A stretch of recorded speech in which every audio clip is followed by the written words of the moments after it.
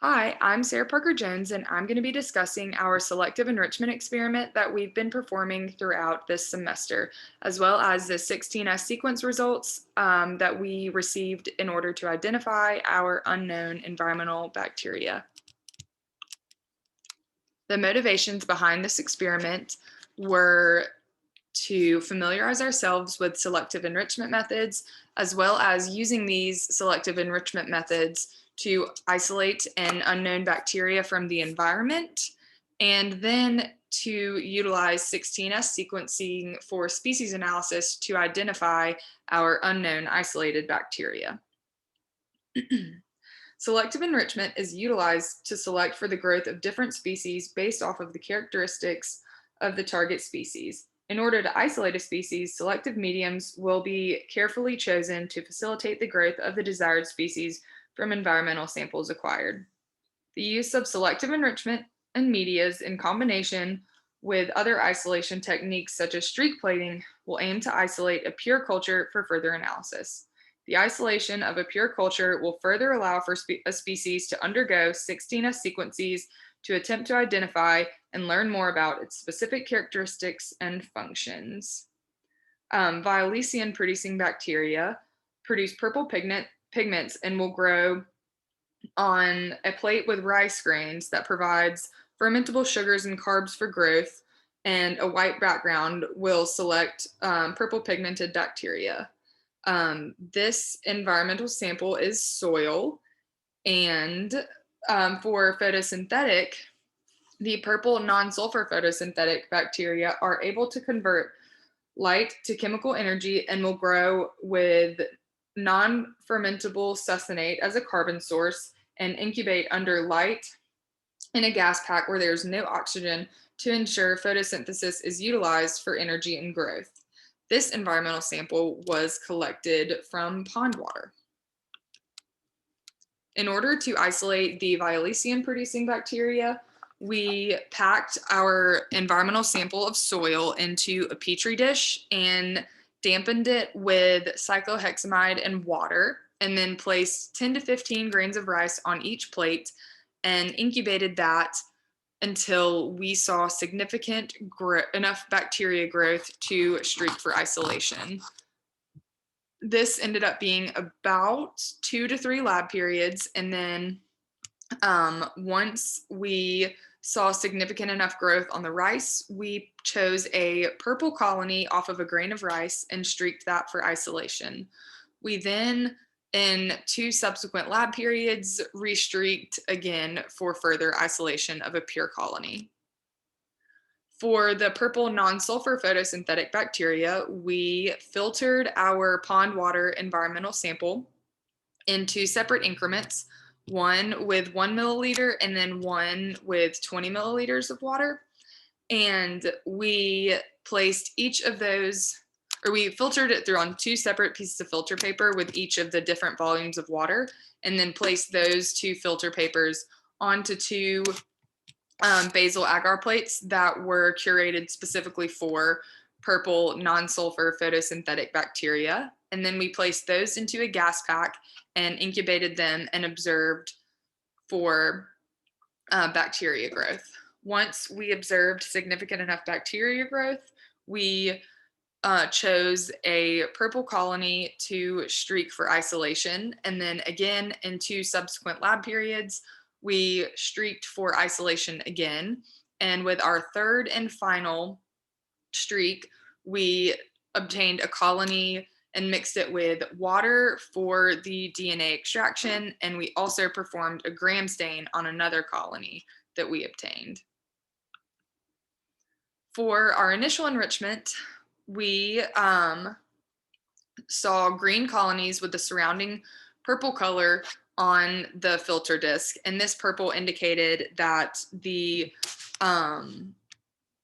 type of bacteria that we were selecting for was in fact growing,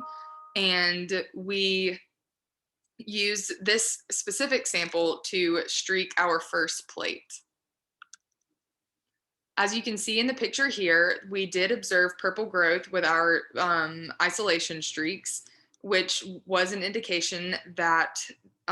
we were growing our target species. and we will continue to observe and ensure that the colonies that we are streaking for are pure. For the gram stain following the streaks for isolation, our gram stain was pink and circular, and this indicates that the bacteria is in fact gram negative because of the pink color, and that is a characteristic of the Rhodospiraliaceae family, which we are trying to isolate. And members of this family do come in a range of shapes, so our circular shape that we observed is reasonable. For the DNA extraction, we decided to go with the purple non-sulfur bacteria or non-sulfur photosynthetic bacteria sample because we believed that the results that it produced in the isolation portion of the experiment led us to believe that it was going to give us the most promising results further along in the experiment. And we had a successful extraction of DNA for our use in the PCR portion from this bacteria sample. Our PCR product, which you can see labeled in lane 4, is observed to have a band that is the same intensity as well as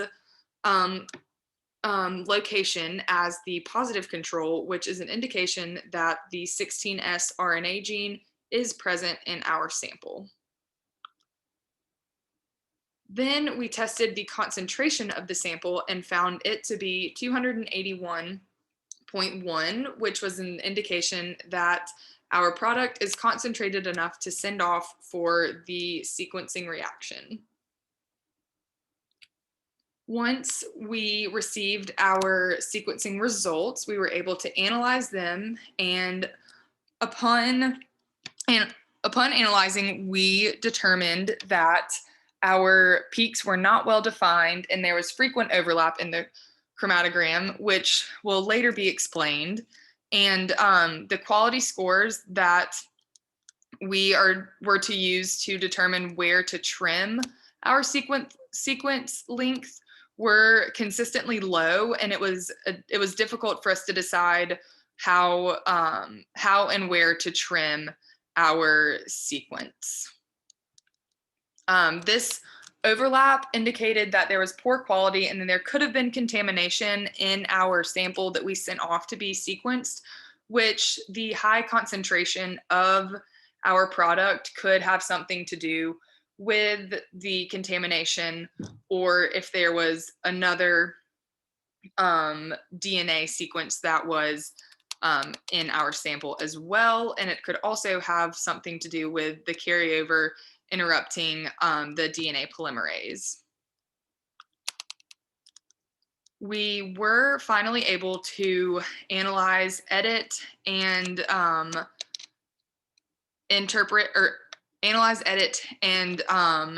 enter our sequence into the RDP classifier, which was only confident that our sequence was belonging to the bacteria domain, but it could not confidently identify our bacteria in any other domain due to the fact that the sequencing had errors in the first place. For example, there was only a 4% confidence in the Enterobacteriaceae domain. For our blast analysis, we entered our sequence into the blast analysis, or into the NCBI blast, and it gave us the results that there was a 96.43 identification with the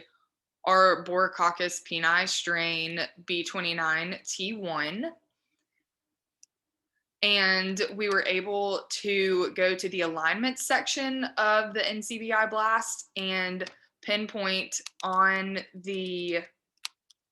sequence exactly where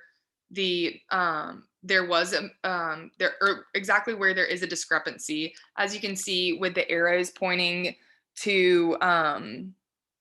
the letter or the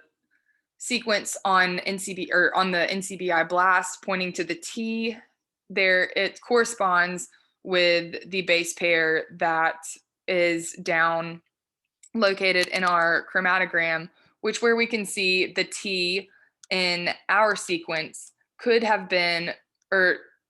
is intended to be an A, but could have been mistaken for a T due to the overlap of the chromatogram, which also relates back to the initial issue we had when interpreting our chromatogram. With the tree that we created from our blast results, we were able to identify our or we were able to confidently identify our species as the Arboricoccus pini strain B29T1, and evidence to back this up relates to the Atlanobacter hermani strain CYP, which is down here at the bottom. That is its closest relative in the tree, and that that specific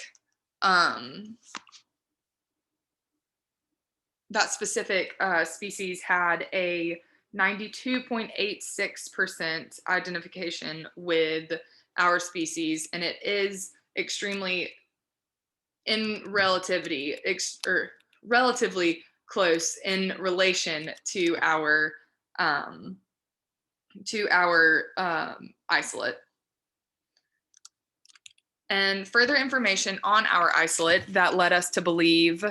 or further information on the Arboricoccus pini strain B29T1 that leads us to believe that it is in fact what we have isolated. It is a gram-negative bacteria, and it is diplococci in shape, which explains why,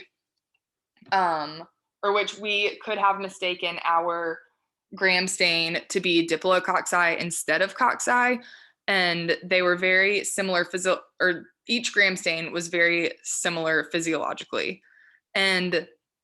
the 16S RNA gene sequences place this specific strain in the order Radiospiralialis, which is the purple non-sulfur photosynthetic bacteria. But in summary, we did discover that its taxonomy has been effectively published, but not validly published under rules of the International Code of Nomenclature of Bacteria, which also leads us to believe that there is not enough information for us to definitively say that our isolate is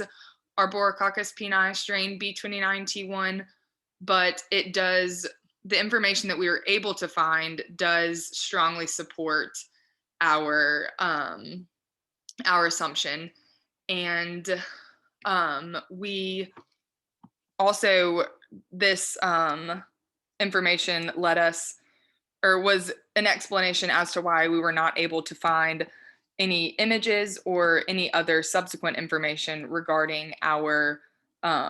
potential isolate. And this summarizes our